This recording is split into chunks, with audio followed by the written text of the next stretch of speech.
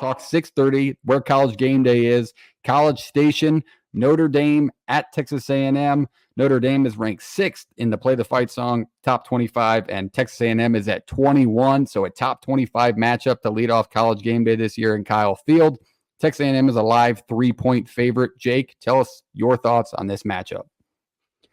Yeah, de facto Notre Dame fan here. I think the Irish could be in some trouble on Saturday. And the reason Notre Dame is 6th in our poll, the sole reason Notre Dame is 6th in the Play the Fight song poll. Hey, we ride together, we die together. Play the fight song for life. I'll get to my pick portion later, but it really comes down to Nick Scorton versus the freshman left tackle Anthony Knapp. Notre Dame is starting 3 sophomores and 2 freshmen on the offensive line. That's concerning. Shamar Turner, one of the better defensive tackles in the SEC. I just said Nick Scorton's name, one of the best edge rushers in the country. Notre Dame and Riley Leonard will have their hands full at College Station on Saturday. Riley Leonard's he's gonna have to create opportunity.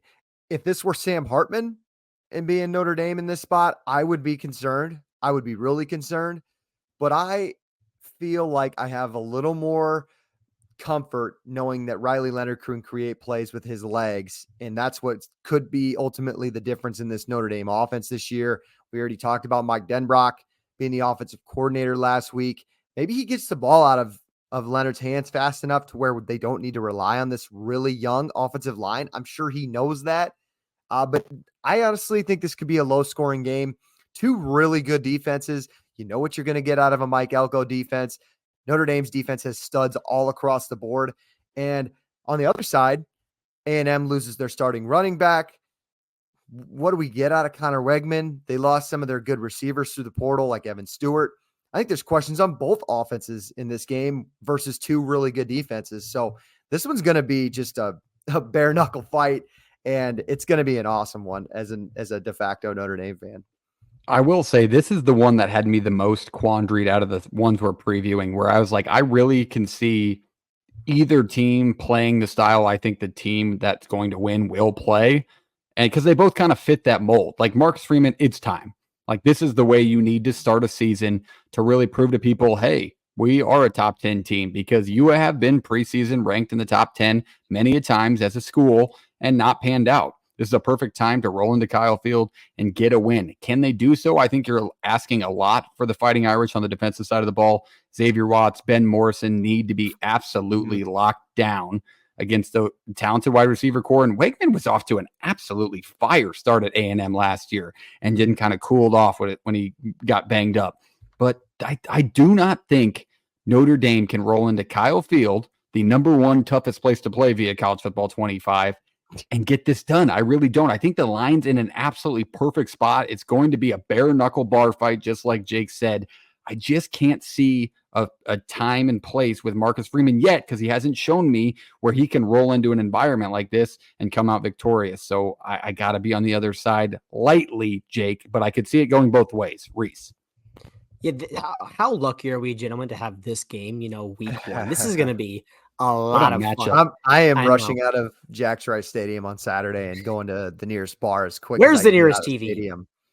Yeah, college football has been moving faster, but I feel like some of the Nebraska games they go to are literally 7.5 hours long, because the 2:30 games, I don't think I get home till 10. So I'm going to be phone dialed into this while I'm driving safely, though, very safely. But Reese, continue going on. I'll just say also too, what a great first test for Mike Elko too. I mean, if this was like year 2 or 3 for him, I'd have a little more faith in this, because it would be his guys that he's brought in and the guy what he's established. But I really like Notre Dame. I mean, you're going on the road is a tough spot, but man, Riley Leonard, we know this guy's a baller. He was injured last year. He didn't care. He was still playing games. How about his game versus Notre Dame?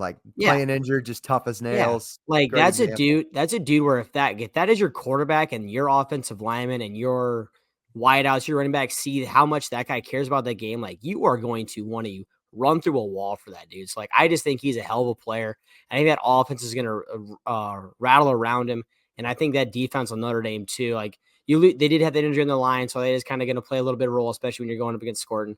But I like Notre Dame in this spot. I just think that I got a little bit more faith with, I mean, Freeman's been there and this is his team. Like I said, it's Elko's first year. And like with the portal being the way it is, it's kind of hard to figure things out with your first year. If it's second or third year, I think I like Elko a little more, but I'm going to take Notre Dame in this spot. It is Notre Dame's one of their, I would say, 4 losable games on their schedule. So it's incredibly important for them to grab this one, shush the haters, and really start to cement their path into the college football playoff as an at-large bid. I mean, it starts this week because you don't have a tough enough schedule to where if you lose this one and lose a couple of the other spots that are on your schedule, where you can kind of really make that case without being in a conference. I also want to mention, I know Jake said his name, but Nick Scorton's got to play a huge role in this. You have the offseason hype. You lead the Big Ten in sacks last year. You got to make a huge impact. Jake, I want to address a question to you is how much more comfortable would you feel with Notre Dame in this spot with Audric Estime back there? I wouldn't feel as comfortable because with Denbrock, like I said, you'd get Jeremiah Love at running back. You look at the second option that they have. It's more suitable for a team like Texas A&M because if you had Estime, you feel like you want to assert your dominance and try to run the football and slow things down. And with this young offensive line, I just don't think that's going to be an option. So I would rather have a receiver type running back next to Riley Leonard, like Jeremiah Love on Saturday. I don't think he's better than Estime, but given this circumstance, I really don't want to be trying to run into Shamar Turner 30 times a game or Kyle Field. It's just not going to be a recipe for success. I think they need to space it out, get quick releases, and use the running backs out in space rather than trying to ground and pound with Estime. That's a fair answer. All right, let's go roundtable scores. Reese, let's lead it off with you this time. Give us your score and who wins the game. Obviously, you're on Notre Dame, but what is the score? Let's go Notre Dame 24-20. Damn you. All right, I'm going to flip it. I'm going to go A&M 24-20. So give me A&M to cover the number at home, but just barely. It's in a great spot. Jake, what's your score prediction?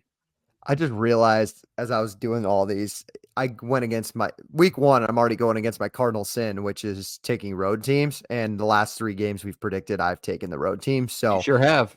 17 to 10 Notre Dame.